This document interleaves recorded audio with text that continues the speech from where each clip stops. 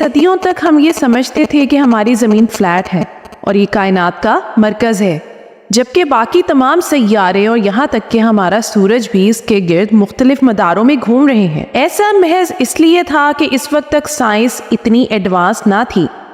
اس کے علاوہ ہم تصور کرتے تھے کہ ہمیں سب کچھ معلوم ہے اور ہمارے مطابق ہماری زمین کو ہی ساکن اور کائنات کا مرکز ہونا چاہیے تھا۔ لیکن جیسے جیسے سائنس ایڈوانس ہوتی گئی اور ہم نے محض مفروضوں پر یقین کرنے کے بجائے تجربات کرنا شروع کیے، تو ہمیں علم ہوا کہ زمین نہ تو کائنات کا مرکز تھی، نہ ہی ساکن اور نہ ہی فلیٹ تھی۔ وقت کے ساتھ دیکھتے ہی دیکھتے ہم نے نہ صرف زمین کے متعلق حیران کن حقائق سے پردہ اٹھا دیا، بلکہ ہمارے کہکشاں یعنی ملکی وے میں اس کی پوزیشن معلوم کرنے میں بھی کامیاب ہو گئے۔ اس سے پہلے کہ ہم یہ جانیں کہ ہم نے ملکی وے میں زمین کے پوزیشن کو کیسے معلوم کیا، ہمیں ملکی وے کے سٹرکچر کا علم ہونا بہت ضروری ہے، اور اس کو سمجھنے میں آسمان نے ہماری مدد کی۔ جب ہم نے رات آسمان پر بہت کم روشن ستاروں کے جھرمٹ کو دیکھا تو ہمیں معلوم ہوا کہ یہ ہماری کہکشاں کا حصہ ہے۔ مدھم ستاروں کے اس جھرمٹ کو بینڈ کہا جاتا ہے۔ اس بینڈ کو دیکھنے سے ہمیں اندازہ ہوا کہ ہماری زمین ایک فلیٹ ڈسک کا حصہ ہے، کیونکہ اگر ہماری زمین اسفیریکل ڈسک کا حصہ ہوتی تو رات کو ہمیں بہت سے ستارے سارے آسمان پر برابر ایک خاص ترتیب سے بکھرے ہوئے نظر آتے، جبکہ ایسا نہیں ہے۔ ہماری کہکشاں میں ستاروں کا یہ جھرمٹ یعنی بینڈ رات کے وقت آسمان کو برابر حصوں میں کاٹتا ہوا محسوس ہوتا ہے، جس سے ہمیں یہ علم ہوا کہ ہم اس بینڈ کے پلین میں ہی کہیں موجود ہیں، نہ کہ اس بینڈ سے اوپر نیچے۔ ناظرین، شاید یہ ہماری خواہش ہی رہے گی کہ کبھی اس پلین کو اس کے باہر نکل کر جھانک سکے، کیونکہ ایسا کرنے کے لیے ہمیں ہزاروں یا لاکھوں لائٹ ایئرز لگ سکتے ہیں۔ اسے آسان لفظوں میں سمجھنے کے لیے ہم وائجر 1 کی مثال لے لیتے ہیں، جس نے خلا میں تقریباً آدھی صدی سفر طے کیا ہے، لیکن اس کے باوجود بھی صرف 0.02 یعنی 0.02 لائٹ ایئر کا فاصلہ طے کر سکا ہے۔ بہت زیادہ فاصلہ ہونے کے باوجود بھی ہم نے نہ صرف اپنی کہکشاں کی شیپ معلوم کر لی، بلکہ اس میں اپنی زمین کی پوزیشن بھی معلوم کر لی ہے۔ ملکی وے میں ہماری زمین کی پوزیشن معلوم کرنے میں جن لوگوں نے اہم کردار ادا کیا، ان میں پہلا نام 18ویں صدی کے ایک سائنسدان ولیم ہرشل کا ہے، جن کو سیارہ یورینس کو دریافت کرنے کی وجہ سے بھی جانا جاتا ہے۔ ولیم ہرشل نہ صرف ایک عظیم اسٹرانومر تھے بلکہ بہت بڑے میپ میکر یعنی نقشہ نویس بھی تھے۔ انہوں نے اپنی ایک ٹیلیسکوپ بنائی اور اس کے ساتھ آسمان میں ملکی وے کا مشاہدہ کرنا شروع کر دیا۔ ان کا مقصد ملکی وے کہکشاں میں موجود تمام ستاروں کا مشاہدہ کر کے ان کا میپ بنانا تھا۔ سن 1700 میں انہوں نے اپنی بہن کی مدد سے آسمان کو 600 مختلف حصوں میں تقسیم کیا اور ہر ایک حصے کا مطالعہ کر کے ایک یکجا نقشہ یعنی میپ تشکیل دیا۔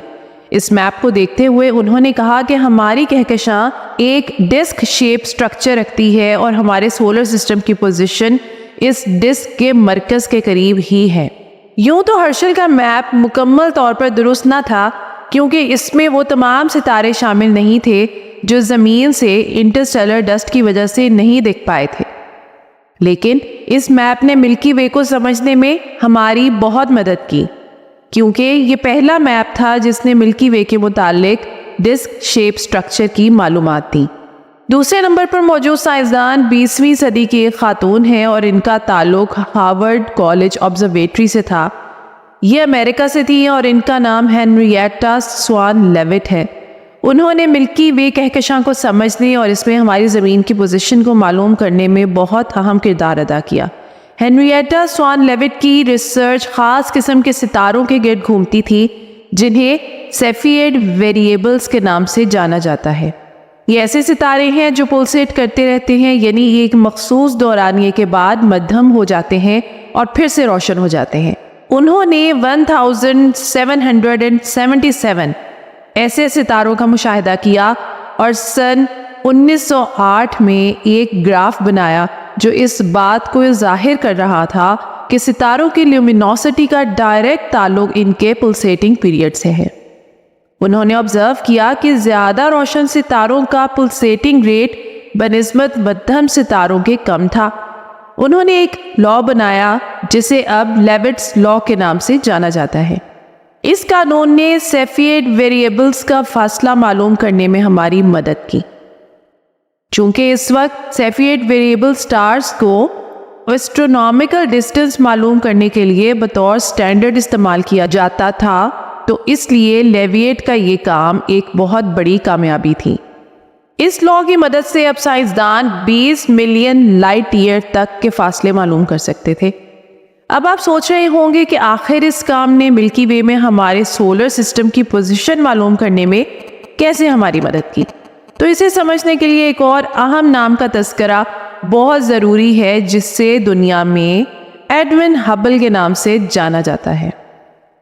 ناظرین، 1920 سے پہلے یہ سمجھا جاتا تھا کہ ہماری کائنات بس ایک ہی گیلیکسی پر مشتمل ہے، یعنی ہماری ملکی وے گیلیکسی۔ دراصل اس وقت بھی ہمارے پاس ہماری کہکشاں کے قریب موجود کہکشاؤں کی تصویریں تھیں، جیسا کہ اینڈرومیڈا گیلیکسی، لیکن یہ سمجھا جاتا تھا کہ یہ تصویریں ہماری ہی کہکشاں کے ستاروں کی ہیں اور کائنات میں بس ایک ہی گیلیکسی موجود ہے۔ لیکن وقت کے ساتھ ساتھ جب ٹیکنالوجی میں بہتری آئی اور نئی ٹیلیسکوپس بنائی جانے لگی، تو سائنسدانوں نے یہ مشاہدہ کرنا شروع کر دیا کہ آسمان میں کچھ ایسے روشن حصے موجود ہیں جو کم از کم دیکھنے میں ستاروں جیسے تو ہرگز نہیں۔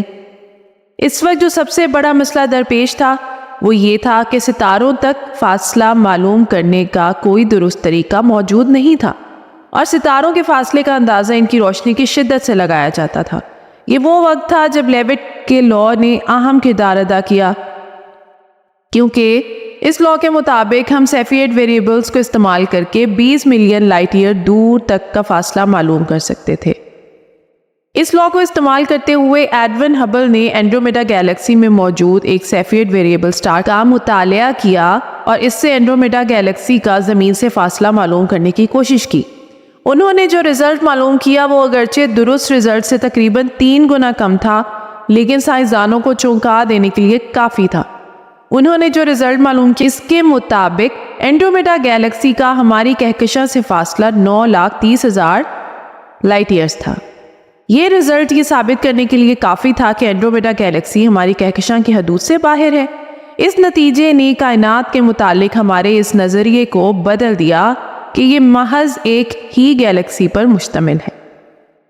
اینڈرومیڈا گیلیکسی کے فاصلے کو معلوم کرنے کے بعد اور یہ جان لینے کے بعد کہ یہ کہکشاں بھی ہماری ملکی وے کہکشاں ہی کی طرح کی ہے، جو سب سے بڑا سوال پیدا ہوا وہ یہ تھا کہ اگر ایسا ہے تو ہم اپنی کہکشاں یعنی ملکی وے کے کس حصے میں موجود ہیں، یعنی اپنی کہکشاں میں ہماری پوزیشن کیا ہے۔ اس حوالے سے ایک امریکی ماہر فلکیات ہارلو شیپلی کا کام قابل ذکر ہے۔ پہلے تو ہارلو شیپلی یہ سمجھتے تھے کہ آسمان پر ہمیں جو کچھ بھی نظر آتا ہے وہ ہماری کہکشاں ملکی وے کا حصہ ہے، لیکن ایڈون ہبل کے کام کے بعد انہوں نے نہ صرف ان کے کام کی تائید کی بلکہ اپنی غلطی کو تسلیم کرتے ہوئے اپنے اس نظریے کو ترک کر کے ریسرچ شروع کی۔ محض 6 سالوں میں 1249 کہکشاؤں کی کھوج کر کے ایک لمبی فہرست ترتیب دی۔ سن 1914 سے 1918 کے درمیان شیپلی کی 4 سالہ جدوجہد نے ہمارے سوال کا جواب تلاش کرنے میں اہم کردار ادا کیا کہ ملکی وے میں ہماری پوزیشن کیا ہے۔ اس دوران شیپلی نے ٹیلیسکوپ کا استعمال کرتے ہوئے گلوبولر کلسٹرز کا مطالعہ کرنا شروع کیا۔ ناظرین، گلوبولر کلسٹرز گریوٹی کی وجہ سے ایک دوسرے کے بہت قریب موجود ستاروں کا جھنڈ ہوتا ہے، اور اس طرح کے ایک کلسٹر میں ملینز کی تعداد میں ستارے ہو سکتے ہیں جو ایک دوسرے کے ساتھ اس طرح جڑے ہوتے ہیں کہ ایک سفیریکل شیپ یعنی گول شکل بناتے ہیں۔ یہ گیلیکسی کے پلین کے اوپر یا نیچے موجود ہوتے ہیں۔ گلوبولر کلسٹر کائنات کے پرانے ترین آبجیکٹس میں سے ایک ہیں اور ان کی عمر 10 بلین سال تک بھی ہو سکتی ہے۔ شیپلی نے یہ معلوم کیا کہ یہ کلسٹرز گیلیکٹک کور کے گرد ایک دائرے کی شکل میں موجود تھے۔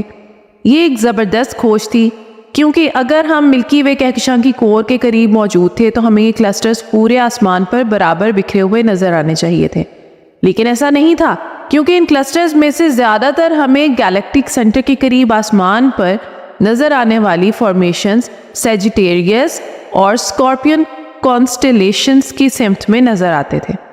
اس تحقیق نے یہ ثابت کیا کہ ملکی وے میں ہماری پوزیشن گیلیکسی کے سینٹر کے بالکل قریب نہیں تھی جیسا کہ ولیم ہرشل کا اندازہ تھا، بلکہ ہماری درست پوزیشن گیلیکسی کے سینٹر سے اس کی آؤٹر آرم کی طرف، یعنی سینٹر سے دور گیلیکسی کے آؤٹر آرم کی طرف تھی۔ یہ الگ بات ہے کہ شیپلی نے گیلیکٹک سینٹر سے ہماری پوزیشن کا جو فاصلہ بتایا وہ اصل ویلیو سے تھوڑا کم ہے، کیونکہ اس کے مطابق ہم گیلیکٹک سینٹر سے کہیں 33,000 سے 90,000 لائٹ ایئر کے فاصلے پر تھے۔ ٹیکنالوجی اور اسٹرانومی میں جدت کے بعد ہم یہ معلوم کر چکے ہیں کہ ہمارا سولر سسٹم ایک پارشل آرم کے قریب موجود ہے، جسے اورائن اسپر یا اورائن آرم بھی کہا جاتا ہے، جو سیجیٹیریس آرم اور پرسیوس آرم کے درمیان ملکی وے کے مرکز سے تقریباً 26,000 لائٹ ایئر کے فاصلے پر ہے۔ ناظرین، آخر یورپین اسپیس ایجنسی کا بنایا گیا سیلیسٹیل کارٹوگرافر کیا ہے، اور آخر کس طرح آنے والے وقت میں یہ کارٹوگرافر ملکی وے کہکشاں کے متعلق ہماری معلومات میں اضافہ کرنے جا رہا ہے؟ تو یہ تھی آج کی ویڈیو۔ امید کرتی ہوں کہ یہ ویڈیو آپ کے لیے بہت انفارمیٹیو رہی ہوگی۔